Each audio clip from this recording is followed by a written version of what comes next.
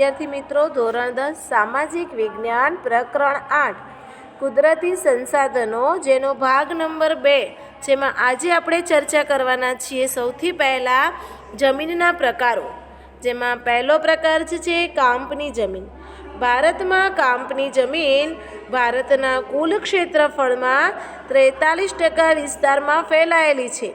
ભારતમાં કાંપની જમીન પૂર્વ બ્રહ્મપુત્ર નદીના ખીણ પ્રદેશથી શરૂ કરી પશ્ચિમે સતલુજ નદી સુધીના ઉત્તર ભારતના મેદાનમાં, દક્ષિણ ભારતમાં નર્મદા, તાપી, મહાનદી, ગોદાવરી, કૃષ્ણા અને કાવેરી નદીના ખીણ પ્રદેશમાં તેમજ મહાનદી, ગોદાવરી, કૃષ્ણા અને કાવેરી નદીના મુખ ત્રિકોણ પ્રદેશમાં કાંપની જમીન આવેલી છે. કાંપની જમીનના લક્ષણો વિશે વાત કરીએ તો આ જમીન નદીઓના પથરાયેલા કાંપથી બનેલી છે. આ જમીનમાં પોટાશ, ફોસ્ફરિક એસિડ અને ચૂનાનું પ્રમાણ વધુ હોય છે, જ્યારે નાઇટ્રોજન અને હ્યુમસનું પ્રમાણ ખૂબ ઓછું હોય છે. આ જમીનમાં જુદા જુદા કઠોળના પાક લેવામાં આવે છે અને જમીનમાં નાઇટ્રોજનનું પ્રમાણ વધારી શકાય છે. કાંપની જમીનમાં ઘઉં, ડાંગર, શેરડી, શણ, કપાસ, તેલીબિયાં વગેરે પાકોને લઈ શકાય છે. ત્યારબાદ વાત કરીશું રાતી જમીન, જેને લાલ જમીન પણ કહેવામાં આવે છે. તો ભારતમાં રાતી અથવા તો લાલ જમીન કુલ ક્ષેત્રફળમાં લગભગ 19% ક્ષેત્રફળમાં આવેલી છે. ભારતમાં રાતી જમીન દક્ષિણના દ્વીપકલ્પીય પ્રદેશમાં તમિલનાડુથી ઉત્તરે બુંદેલખંડ સુધી, પૂર્વે રાજમહલની ટેકરીઓ સુધી અને પશ્ચિમે કચ્છ સુધી વિસ્તરેલી છે. આ જમીન રાજસ્થાનમાં ઉદયપુર, ચિત્તોડગઢ, ડુંગરપુર, વાંસવાડા, ભીલવાડા વગેરે જિલ્લાઓમાં આવેલી છે. આ જમીનમાં ફેરિક ઓક્સાઇડ હોવાથી તેનો રંગ લાલ હોય છે. તેમાં નીચે એટલે કે ખોદકામ કરતાં જેમ નીચે જઈએ તેમ પીળા રંગની જમીન બની જાય છે. રાતી જમીનમાં ચૂનો, કાંકરા, કાર્બોનેટ હોતા નથી. રાતી જમીનમાં મેગ્નેશિયમ, ફોસ્ફેટ, નાઇટ્રોજન અને પોટાશની ઉણપ હોય છે. આ જમીનમાં ઘઉં, કપાસ, બાજરી, જુવાર, અળસી, મગફળી, બટાટા વગેરે પાકો લઈ શકાય છે. ત્યારબાદ વાત કરીશું કાળી જમીન વિશે. તો ભારતમાં કાળી જમીન ભારતના કુલ ક્ષેત્રફળના લગભગ 15% ક્ષેત્રફળમાં ફેલાયેલી છે.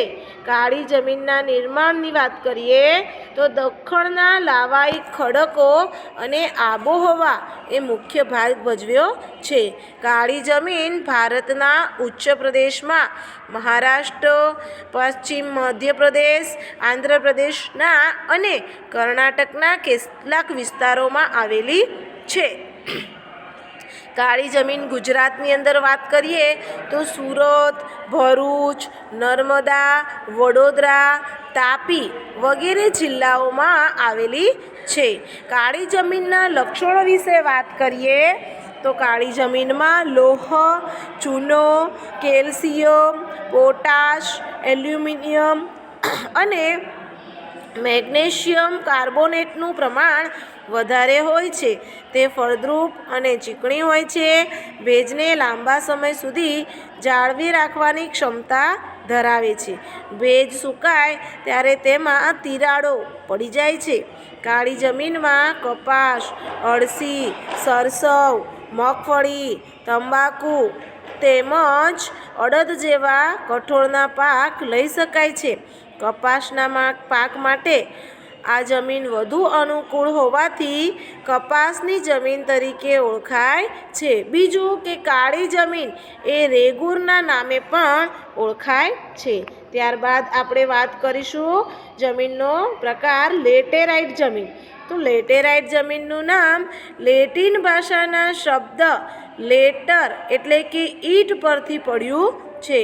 ભારતમાં આ જમીન દક્ષિણ ભારતના ઉચ્ચ પ્રદેશના ઊંચાણવાળા ભાગોમાં આવેલી છે. લેટેરાઇટ જમીનના લક્ષણો વિશે વાત કરીએ તો તેનો લાલ રંગ એ તેમાં રહેલા આયર્ન ઓક્સાઇડને આભારી છે. આ જમીનનું નિર્માણ સૂકી અને ભેજવાળી આબોહવાના પરિવર્તનથી અને સિલિકામય પદાર્થોના ઘસારાથી થયેલું છે. તે ભીની થાય ત્યારે માખણ જેવી મુલાયમ અને સુકાઈ જાય ત્યારે સખત બની જાય છે. તેમાં લોહ તત્વ, પોટાશ અને એલ્યુમિનિયમનું પ્રમાણ વધારે હોય છે. આ જમીનમાં જૈવિક દ્રવ્યોનું પ્રમાણ ઓછી હોવાથી ઓછી ફળદ્રુપતા ધરાવે છે.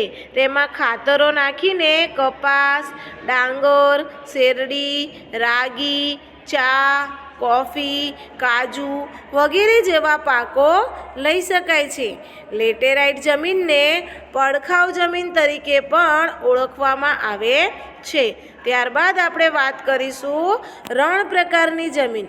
ભારતની અંદર રણ પ્રકારની જમીન રાજસ્થાન, હરિયાણા અને દક્ષિણ પંજાબના શુષ્ક ક્ષેત્રોમાં આવેલી છે.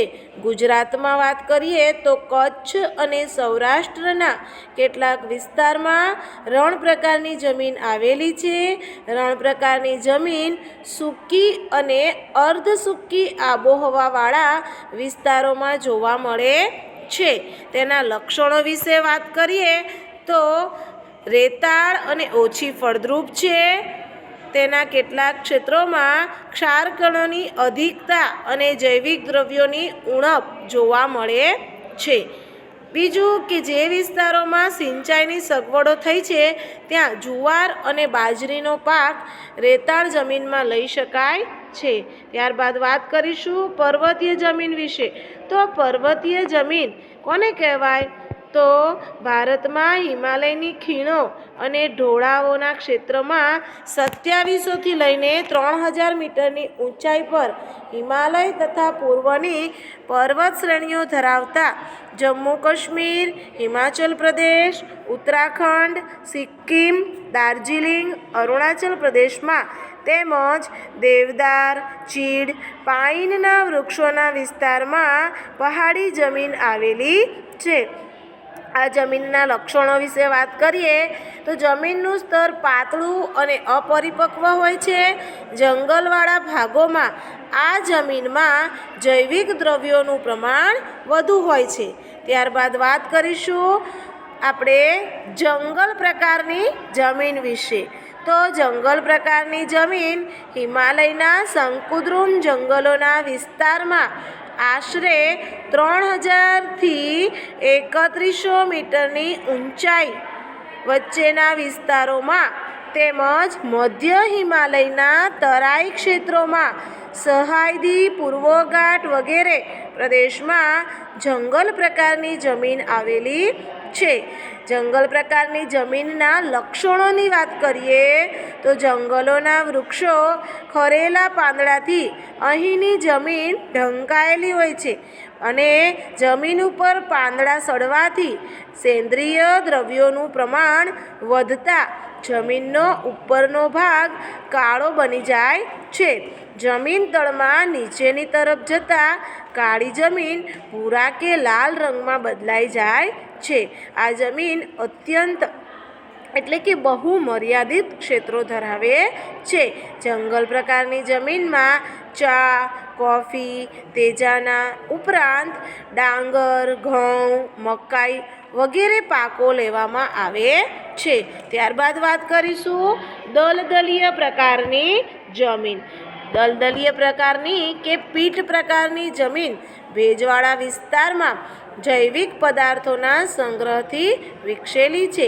આ પ્રકારની જમીન ભારતની અંદર ઓડિશા, પશ્ચિમ બંગાળ અને તમિલનાડુના દરિયા કિનારાના ભાગોમાં, ઉત્તર બિહારના મધ્ય ભાગમાં અને ઉત્તરાખંડના અલમોડા જિલ્લામાં જોવા મળે છે. દલદલીય જમીનના લક્ષણોની વાત કરીએ તો આ જમીનમાં જૈવિક પદાર્થો અને ક્ષારોની અધિકતા તથા ફોસ્ફેટ અને પોટાશની ઉણપ જોવા મળે છે. વર્ષા ઋતુ દરમિયાન આ જમીન પાણીમાં ડૂબેલી હોય છે અને જ્યારે પાણી ઓસરી જાય એટલે કે જતું રહે ત્યારે આ જમીન ખુલ્લી પડે છે અને આ જમીનમાં ડાંગરની ખેતી કરવામાં આવે છે. દલદલીય જમીન મર્યાદિત ક્ષેત્ર ધરાવે છે. ત્યારબાદ વાત કરીશું જમીન ધોવાણ એટલે શું અને તેને અટકાવવાના ઉપાય. જમીન ધોવાણ એટલે ગતિશીલ હવા અને પાણી દ્વારા જમીનના માટીના કણોનું ઝડપથી એક સ્થળેથી બીજા સ્થળે ઢસડાઈ જવું તેને જમીન ધોવાણ કહેવાય છે. જમીન ધોવાણ અટકાવવા જમીન ઉપર થતી ચરાણ પ્રવૃત્તિઓ એટલે પશુઓને ચરાણ કરાવવા લઈ જઈએ છીએ તે પ્રવૃત્તિઓનું નિયમન કરવું જોઈએ. બીજું કે ઢોળાવવાળી જમીનમાં સમોચ્ચય પગથિયાની તરાની રીતેથી એટલે કે પગથિયા સ્ટેપ બાય સ્ટેપ પગથિયા એવા પાડી અને ખેતી કરવી જોઈએ. ત્યારબાદ પડતર જમીનમાં વૃક્ષારોપણ કરવું જોઈએ એટલે જમીન ધોવાણ અટકી જાય. વૃક્ષો જમીનને જકડી રાખવાનું મૂળ તેના હોય છે તે જકડી રાખે છે. જ્યાં જમીનના વહેણના ખાડા પડ્યા હોય ત્યાં આડબંધો બાંધવા જોઈએ. પાણીનો વેગ ધીમો પાડવા ઢાળવાળા ખેતરોમાં ઊંડી ખેડ કરવી જોઈએ. ખેતરોમાં પાક ધોવાણ થતું અટકાવવા ખેતરોની ફરતે પાળા બાંધવા જોઈએ અને વૃક્ષારોપણ કરાવવું જોઈએ. આ પાળાઓ ખેતરોની માટીને વહેતા પાણી દ્વારા બહાર ઢસડાઈ જતી અટકાવે છે. તો આ ઉપાયો જમીનનું ધોવાણ અટકાવવા માટે હાથ ધરવા જોઈએ. ત્યારબાદ આપણે વાત કરીશું ભૂમિ સંરક્ષણ એટલે શું અને ભૂમિ સંરક્ષણના ઉપાયો. તો ભૂમિ સંરક્ષણ એટલે જમીનનું ધોવાણ અટકાવી જમીનની ગુણવત્તા જાળવવી તેને ભૂમિ સંરક્ષણ કહેવામાં આવે છે. તેના ઉપાયો વિશે વાત કરીએ તો પડતર જમીનો પર જંગલો ઉગાડવા કારણ કે વૃક્ષોના મૂળ જમીનના કણને જકડી રાખે છે. પર્વતીય ક્ષેત્રોમાં સીડીદાર ખેતરો બનાવી ઢોળાવવાળા વિસ્તારો ઉપર વૃક્ષો ઉગાડી ભૂમિનું ધોવાણ અટકાવી કે ઓછું કરી શકાય. નદી અને ખીણોમાં થતું કોતર ધોવાણ અટકાવવા નદી પર બંધારા કે નાના બંધો બાંધી પ્રવાહની ગતિ મંદ કરી શકાય. તેમજ નદી કાંઠે વૃક્ષારોપણ કરી કિનારાની જમીનનું ધોવાણ ઘટાડી શકાય. ત્યારબાદ રણની નજીકના ક્ષેત્રોમાં વાતા પવનોને રોકવા રણની ધાર ઉપર મોટા વૃક્ષોને ઉગાડી રક્ષણ મેખલા બનાવી શકાય. નદીઓના પૂરને અન્ય નદીઓમાં વાળી પૂરના પાણીથી સૂકી નદીઓને ભરી પૂરને અંકુશમાં લઈ શકાય. અર્ધ શુષ્ક પ્રદેશોમાં પશુઓ દ્વારા થતા અતિચરણને નિયંત્રિત કરી ભૂમિ ધોવાણ અટકાવી શકાય. ઢોળાવવાળી જમીન ઉપર ક્ષિતિજ સમાંતર ખેડ કરવાથી જમીનનું ધોવાણ એટલે કે પગથિયા પાડી અને ખેડ કરશો તો જમીનનું ધોવાણ અટકાવી શકાશે. ફળદ્રુપતા ગુમાવી બેઠેલી જમીનમાં સેન્દ્રિય પદાર્થો ફરીથી ઉમેરવા એટલે ફળદ્રુપતા મેળવી શકાય. તો આ હતા જમીન ધોવાણ અટકાવવાના ઉપાયો.